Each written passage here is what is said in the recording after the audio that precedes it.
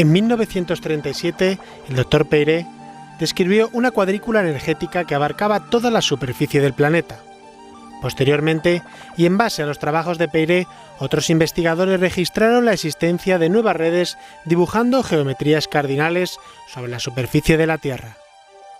Peiré, Harman y Curry son los principales investigadores que durante el pasado siglo observaron las características de las redes telúricas y su relación con la salud, dando nombre a cada una de las líneas que forman la inmensa malla que hoy conocemos como redes globales, redes telúricas o redes geomagnéticas.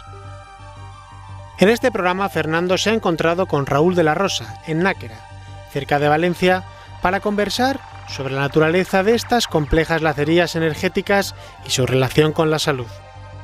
Raúl de la Rosa es escritor, filósofo práctico y experto en ecología y salud del hábitat, experto en filosofías orientales y tradiciones anímicas. Es editor de la revista Vivosano y autor de múltiples estudios e investigaciones sobre la mente, el electromagnetismo y la geobiología. Raúl, ¿qué son las redes geomagnéticas? Es un tema muy interesante dentro de la geobiología y dentro de la naturaleza en general. Pues yo diría que es una especie de poros de la Tierra, por donde sale el exceso de energía. Son una especie de redes de descarga de zonas excesivamente energéticas o durante determinados ciclos donde hay una energía que la propia Tierra necesita liberar. Y vemos que estas redes son una especie de líneas por donde asciende la energía formando una especie de cubos. Serían los lugares, los poros de la Tierra por la cual la Tierra respira, igual que nosotros respiramos a través de estos poros. A estas redes se les ha llamado siempre redes geomagnéticas. O sea, si estás hablando de respiración, de poros de respiración de la Tierra, el nombre de geomagnético, ¿de dónde viene? O sea, ¿quién aporta eso? ¿O cómo significa que tiene un origen por la palabra magnético, ¿no? Procedente de la Tierra? Es una apreciación muy interesante. Es una forma de entendernos, llamarlas geomagnéticas. Lo de geológicamente viene por la propia Tierra y magnético porque efectivamente tiene una componente magnética. Como bien sabes, con magnetómetros hemos medido estos puntos, sobre todo los cruces de estas líneas, y hemos comprobado que hay una variación del campo magnético que se da frecuentemente. Sin embargo, no solo tiene una componente magnética, digamos que por estas redes fluyen otros tipos de energías de la propia Tierra. Yo diría que todas las frecuencias terrestres fluyen a través de estas líneas, de estas paredes, de estos cubículos energéticos. Pero fundamentalmente la componente magnética es la que más hemos trabajado, la que más hemos estudiado y por lo tanto se ha quedado este nombre de redes geomagnéticas. ¿Quiénes son las personas que muestran esto? Porque no es una característica convencional de la geobiología. La geobiología siempre nos ha enseñado que existen elementos en la corteza terrestre, en el subsuelo, corrientes de agua subterránea, fallas, cambios de composición mineral, que de manera aleatoria se distribuyen por diferentes áreas y pueden variar los campos en superficie. Pero las redes se llaman redes porque tienen además un componente geométrico. ¿Cómo es este componente geométrico y qué personas definen esto, ¿no? en su momento? Bueno, ya a principios del siglo pasado ya hubo varios estudiosos, físicos, personas dedicadas a la medicina que vieron que sobre determinadas estructuras se producían una serie de anomalías, tanto en la vegetación como en las propias personas que estaban en estos lugares. Y Peiré, el doctor Peiré, encontró una retícula que más o menos iría pues, entre 8 y 9 metros entre una línea y otra, entre una pared y otra, donde se producían estas anomalías, digamos, magnéticas, donde se producían estas anomalías en los procesos biológicos.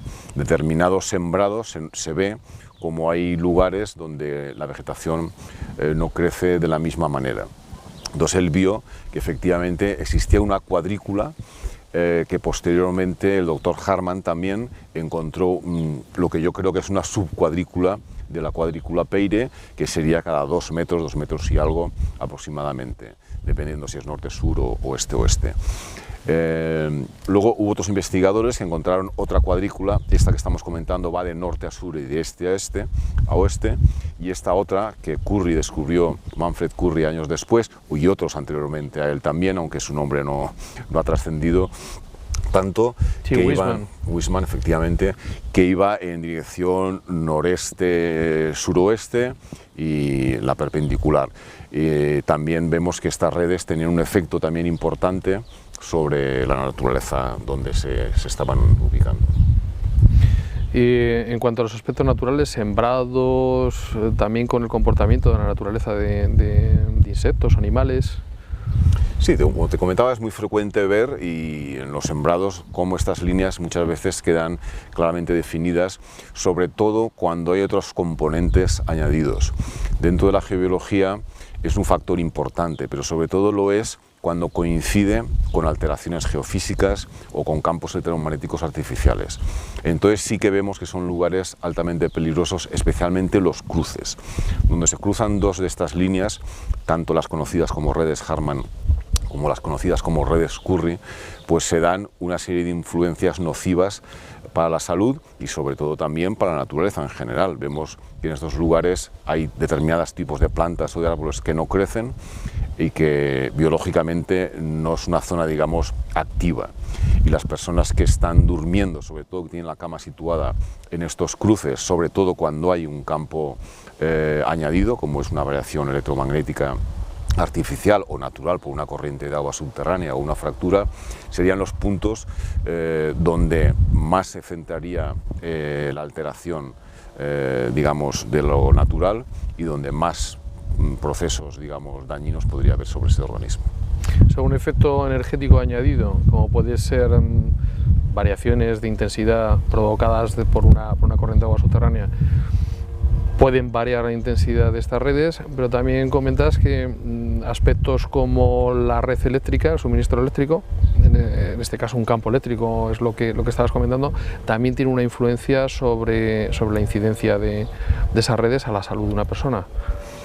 Sí, sin duda. Las redes por sí solas raramente van a causar una enfermedad grave, a no ser que coincidan igual dos cruces de Harman con la de Curry, pero sobre todo es cuando se da un valor negativo añadido, como es un campo eléctrico. Un campo eléctrico de una pared puede ser mucho más dañino si coincide que la persona está sometida a un cruce de estas líneas. Incluso al ser cubos, los propios techos, si coinciden a la altura de la cama donde estamos durmiendo y hay un campo eléctrico, este campo eléctrico agudiza su intensidad, es mucho más nocivo que si no estuviera este techo. Pero en general, por sí solas, las líneas no son preocupantes, como digo, salvo que coincidan con otros factores o con naturaleza del suelo especialmente duro y que tenga también fuertes variaciones, digamos, energéticas que puedan potenciar la actividad de estas líneas. Es interesante el aspecto este que planteas del cubo y del plano, porque básicamente la mayor parte de las veces cuando lo vemos en un libro o leemos sobre la influencia de estas redes, vemos la influencia de tener la cama sobre una línea, de tener la cama sobre un cruce y que este cruce o estas líneas puedan estar afectando en mayor o menor grado a la salud de esa persona. Pero el concepto este del cubo, del plano, y acabas de decir que cuando ponemos una cama también intersectada con el plano también tiene un efecto sobre la salud. Sí. ¿Cómo es esto? Sí, es algo en geología, no sé si lo voy a tener en cuenta y creo que es muy importante. Yo lo he visto en algunos casos, no es evidentemente muy frecuente, pero cuando se da que el plano superior, digamos, del cubo coincide a la altura de una cama, estamos, digamos, en esa perpendicular, el organismo lo nota. Hay un cambio.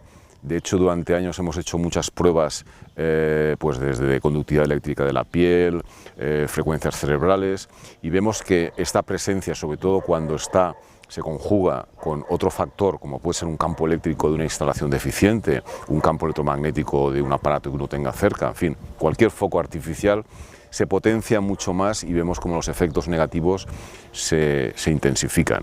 Y sobre todo cuando coincide uno de los nudos, digamos, de los vértices, de los nudos de ese cubo a la altura, pues, de un órgano. Entonces sí que se produce una actividad negativa mucho más clara. Entonces creo que es muy importante que los geobiólogos lo tengan en cuenta a la hora de hacer los estudios y que no consideren solamente las líneas o los cruces, sino también los planos horizontales y los vértices donde se unen estos planos. Claro, es que es una estructura tridimensional. Al final podemos encontrar no solamente la influencia de un tubo, hablemos de un cruce, de cualquier tipo de red. Realmente, si lo proyectamos en 3 dimensiones, encontraremos una especie de columna. Efectivamente. Pero claro, con ese concepto vamos a encontrar algunos sitios donde no vamos a encontrar solo una columna, sino que vamos a encontrar una intersección tridimensional vamos, una cruz en los 3 ejes del espacio, en un punto determinado, ¿no? Sí, es lo que yo llamaría un nudo energético que, como comentaba, por sí solo igual no es suficiente para causar una patología, aunque si estás mucho tiempo con un órgano determinado sujeto a este nudo, pues probablemente no sea lo mejor. Pero si a ello le añadimos otro factor, por ejemplo, una estructura metálica de hormigón armado que potencie ese efecto, sí que vemos que se puede agudizar cualquier daño sobre esa zona del cuerpo que habitualmente está en esa posición al dormir. Y asimismo, si hay otros factores añadidos, corriente subterránea, etcétera, estos efectos muchas veces son realmente devastadores en ese nudo concreto.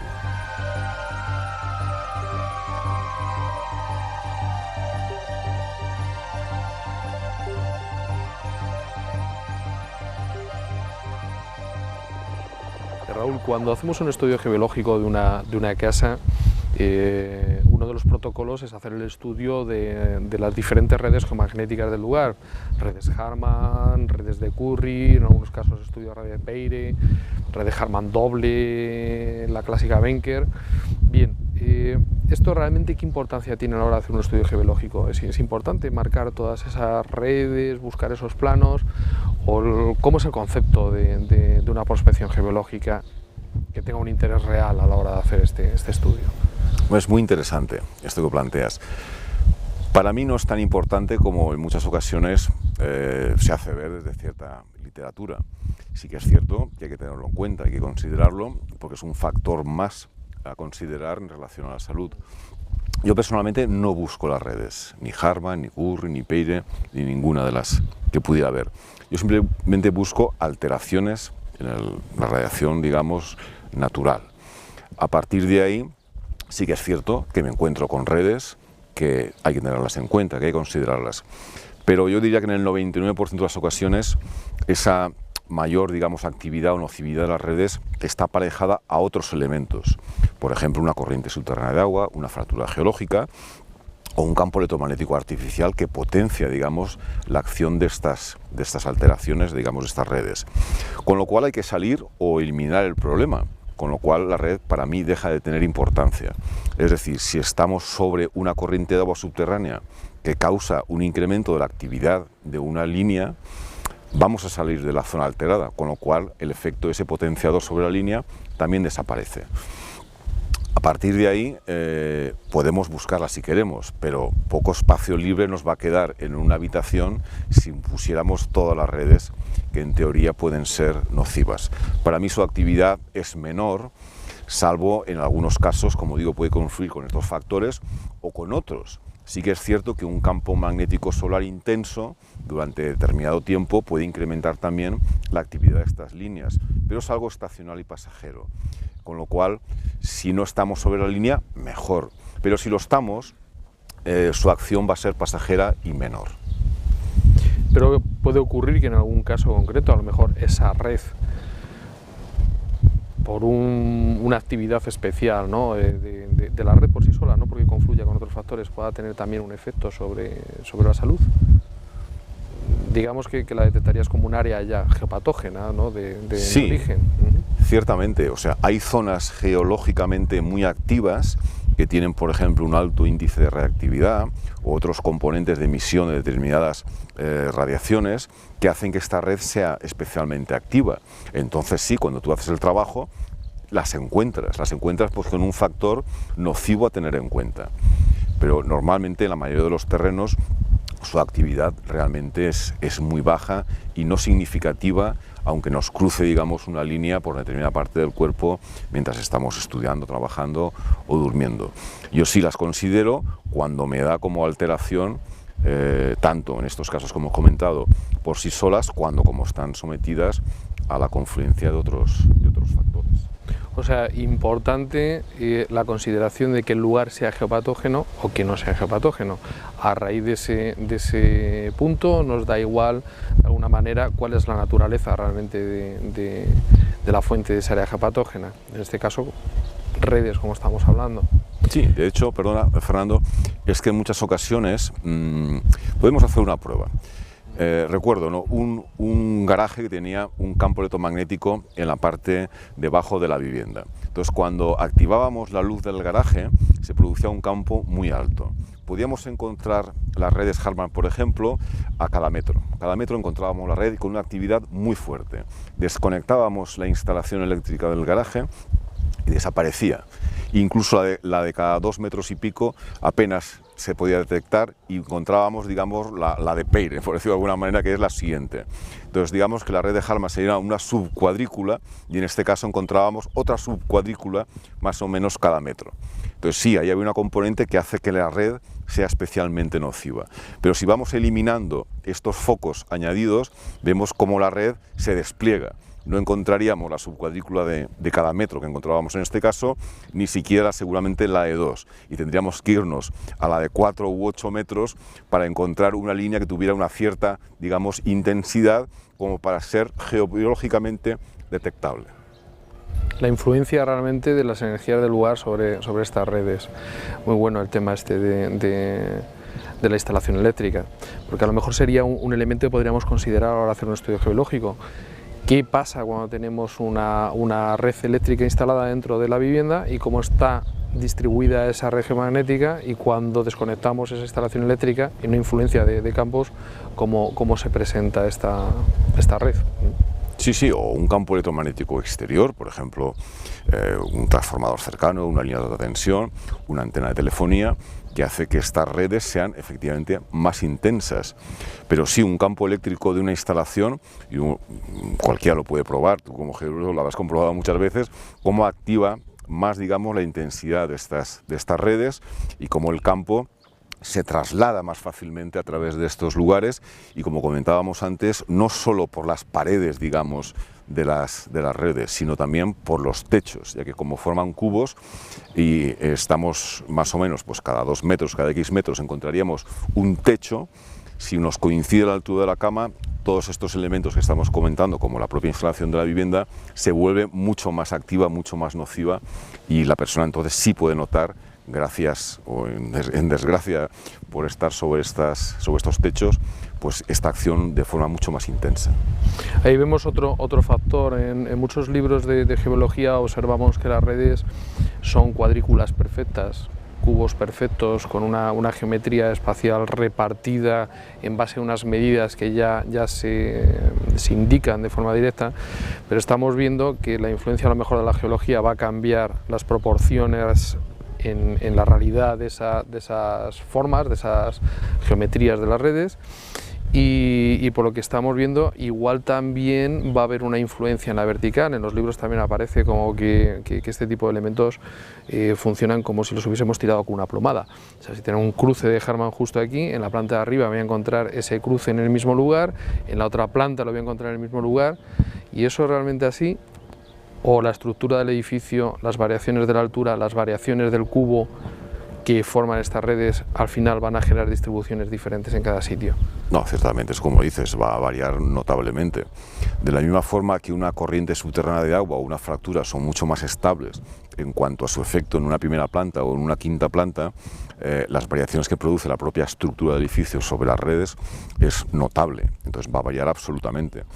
No podríamos hacer un estudio marcando un punto en la primera planta y pretender que en el segundo siquiera estuviera en el mismo lugar. Esto evidentemente no es así, y la propia estructura armada deforma y muchas veces atrae o repele dependiendo de la polaridad de esta variación, ¿no? Entonces vemos que hay cambios muy bruscos. La propia estructura de la cama, muchas veces metálica, con un somier metálico, varía totalmente y agudiza, digamos, el efecto de estas líneas y el efecto sobre la persona.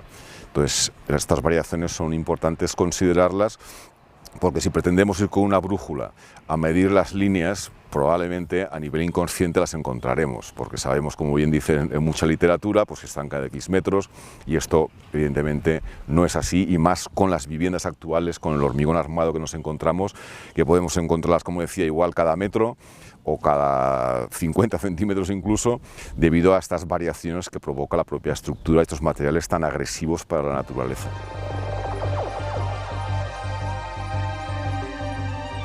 Raúl, antes, cuando estábamos preparando el encuentro para grabar este programa, ha surgido un tema sobre la naturaleza de las redes que tú las ligas también a la existencia de las chimeneas cosmotelúricas, otro elemento que aparece tradicionalmente en la geobiología. Pero tú decías que no toda la naturaleza de las chimeneas cosmotelúricas se podían achacar a la presencia de confluencia de redes, pero sí que le dabas también un valor importante a esto. Sí, yo creo que hay dos tipos de chimeneas cosmotelúricas, por decirlo de alguna manera.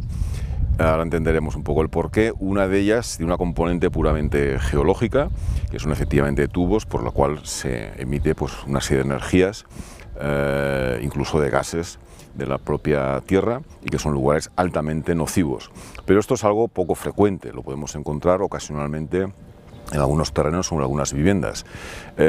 Y lo que sí se encuentra en muchas ocasiones, y hay muchas personas que lo consideran chimeneas cosmotelúricas, son cruces de líneas, sobre todo cuando coinciden cruces de líneas Curry con cruces de líneas Harman o Peire. En esos momentos se dan una especie de vórtices de energía muy potentes, y que si además coinciden con otros elementos subterráneos, corrientes de agua, fracturas, etcétera, se convierten en lugares especialmente geopatógenos y que se pueden considerar como esas chimeneas cosmotelúricas. Bueno, tiene mucho sentido, porque dentro de las referencias históricas que aparecen en los libros de geología, cuando se describe una chimenea se describe como un vórtice, como un núcleo, pero muchas veces además se aporta un añadido que son brazos, o sea, brazos que además se orientan o de forma cardinal, norte, sur, este, oeste, o incluso pueden ir en forma diagonal, como ocurre con las redes de Curry.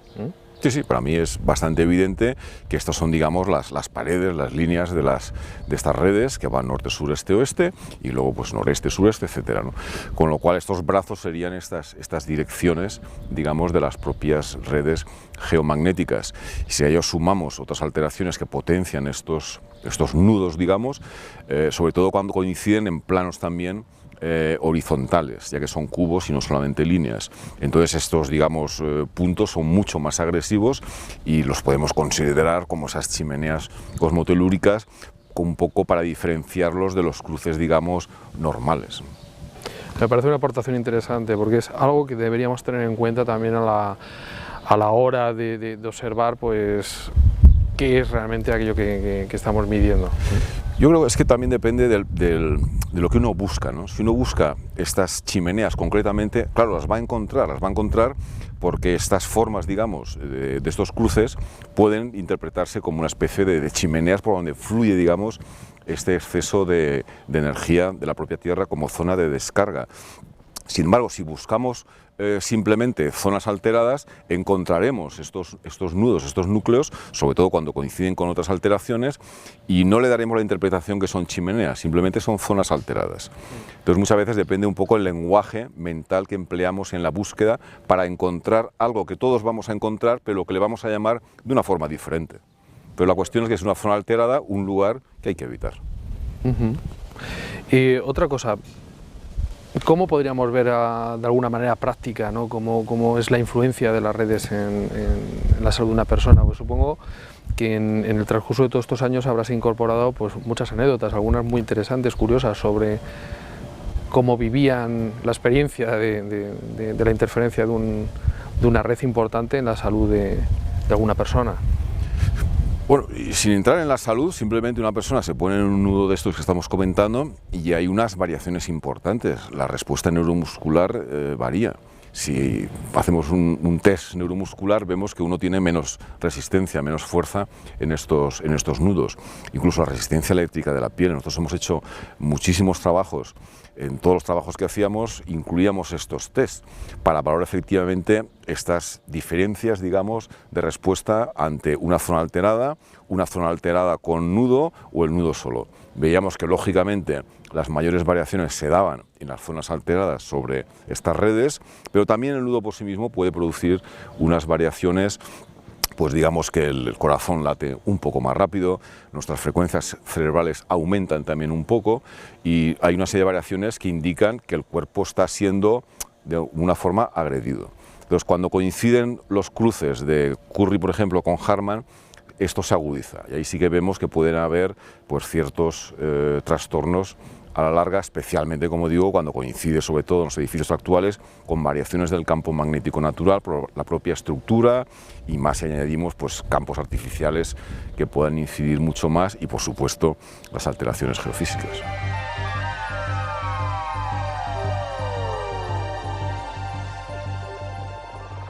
También comentabas una cosa, hacías una distinción sobre la naturaleza, o sea, las redes geomagnéticas son elementos naturales y comentabas algo sobre, bueno, lo podemos encontrar en la naturaleza, en el campo, las podemos encontrar en los edificios y tienen factores diferentes, tienen expresiones diferentes.